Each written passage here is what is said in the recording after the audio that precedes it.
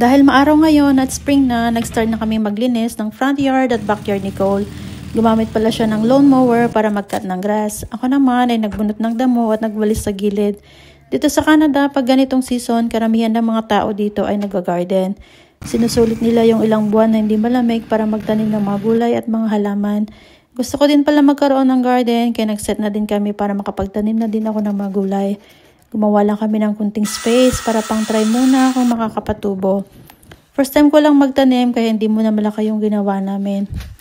Alam nyo ba guys, binibili ang mga lupa dito. Ang isang bag ay $12, so almost 500 pesos sa Pinas. Hindi pa rin kasya yung lupa na meron kami kaya kailangan pang bumili ulit. Naglagay pala kami ng garbage plastic sa baba para hindi tumubo yung mga damo. Meron pala kaming barbecue machine. At chinek ni Cole kung gumagana pa. 2 years na daw kasing hindi nagagamit. At sakto, okay pa naman. Kailangan lang ng konting kuskus at linis para magamit pa. Balak namin mag-barbecue habang tambay kami sa garden. So that's it for today guys. Thanks for watching. Bye!